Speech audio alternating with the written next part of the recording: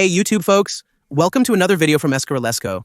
Get ready, brace your heart, because I'm about to bring you a discovery. There's no other way to say it, you know, a find, right? Magnus Carlsen, back when he was still a Fédération Internationale des Échecs Master. I'm going to bring you a game that's a real relic where Magnus played Blitz on Internet Chess Club, the famous Internet Chess Club, which, by the way, has even been revamped. I'll leave the chess club link here in the description and also pinned in the first comment in the chat. For anyone who wants to check it out, they've got everything there. There are news, daily puzzles, weekly puzzles. You can also play online. It's truly amazing. If you don't know it yet, click there to check it out. Now, what was Magnus's repertoire when he was still a Fédération Internationale des Échecs Master? Here you're going to fall off your chair. Magnus used to play the King's Gambit. And I'm going to show you a game of Magnus against an international master in Blitz. Now, before we get to this game, let's warm up a bit because I'm going to solve a puzzle exercise to get a little sharper. And let's see what Magnus was up to. Hold on tight, it's on the air. And there's a tactical exercise where I'm playing white. Well, just like in the last video I made here on Internet Chess Club, the first thing I look at is the material. So let's check it out. We have all four minor pieces. Black does too. Queen, queen, rook, rook. And the number of pawns, 3, 6, count 3, 6, 7. I'm down a pawn in this exercise, and well, there's a huge mess here. There are exchanges everywhere, exchanges over here, and there's also a fork set up. These are the first themes I'm noticing here.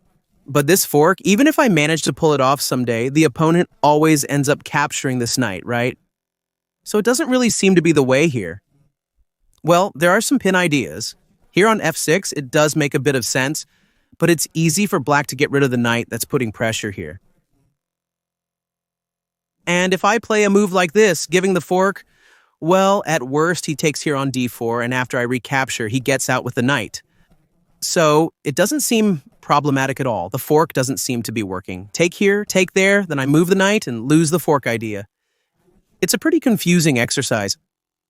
Confusing. I see some ideas, but I can't find much that works. A loose piece can be a tactical theme. Well, let's evaluate the exchanges, because I don't have any checks. I only have this check, but after the recapture, it doesn't seem to be much of a problem here. Takes, pawn takes. There's a bishop on that diagonal, but I can't take advantage of it yet. Ah, I can take here. This is a move for sure. Take directly, because pawn takes. Knight f4. Ah, and here's something real comes up. I take, he has to take back. Then I play knight f4. And he's pinned with this pawn. He can't defend properly. Take, take, knight 4. Because if he plays d5 trying to close the diagonal, then I'm giving a double attack here with the knight. It would be take, take, knight 4, d5. I take with the knight here. I give you a double attack on the rook and the queen. Yeah, it looks like that's it, huh? I don't see any way for him to defend properly because take, take, there. If he brings the rook, I take here, attack the queen, and I'm still threatening discovered attacks, right? That's got to be it. So I take and knight f4, right? Look, we got the exercise right. Now I'm warmed up. Let's go straight to the tricky ones it's on. And with the white pieces, Magnus Carlsen's coach, it's even strange to say that against a strong international master. And look, Magnus himself put him there, his favorite e4 opening, wow, a King's Gambit. So you can see that Magnus, young Magnus, already liked sharper positions. Nowadays, Magnus isn't exactly like that anymore.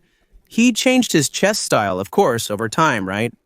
But we still see him playing blitz games, making moves like h4-4, which are precisely to avoid too much theory, even though he ends up worse in these kinds of positions. With the King's Gambit, you're not necessarily worse, but it's a risky opening. Notice that the international master here accepted the gambit. Raphael, what's the idea behind white giving up this pawn? To speed up development. And in the future, you can try to recover the pawn and equalize the material. So Magno did that. He brought the knight into the game. The international master here put Magnus in a tough spot because he plays queen to d5, and you can't develop a piece because the pawn on e4 is hanging, and this looks bad. So here Magnus took on d5, and now after knight f6, the international master is saying he's going to take the central pawn with the knight, and black's idea is to keep defending the pawn. Notice that Magnus keeps opening up lines for development, He's threatening to take on f4, but of course, the international master took with the knight and said, no, the extra pawn stays on my side. Magnus here isn't going to worry too much about that. You can keep developing. First, Magnus gains more space by moving the knight. The knight comes to e3, and here, you can't refuse a knight like this at all. It attacks the bishop, attacks the queen, attacks everything, right? So here Magnus gives up the bishop pair. The international master took with the pawn. Magnus is still down a pawn, and he's in no hurry to try to take that pawn back. At least not right now. Notice how he keeps developing. He brought the bishop into the game. Now, there's a dilemma. The player with the black pieces has this extra pawn. It's stuck deep in the opponent's position. Now, black has to speed up development. They can't fall as far behind as they are. And that's what the international master is going to do. He gives a check, developing while gaining a tempo on the king, and when Magnus covers, the natural move comes, castling. So you see that the player with the black pieces manages to protect his king. It's no longer in the center, but the queen side is still completely behind. You can see that the gambit worked. Magnus has the f-file semi-open. He already has 3 pieces in play, and he even has ideas of sacrificing soon, of causing chaos. At this moment, the international master pinned, look at that, this knight. And in this position, Magnus played the move knight to e5. Here comes the first important moment, because Magnus here outsmarts the international master. This move, I'm sure the international master missed it, because this move attacks the bishop and attacks the pawn on e3. And the pawn is going to fall with interest. Look at Magnus playing. The bishop moves out, and Magnus takes on e3 Raphael. But why was that a trick? Why is this so good for white?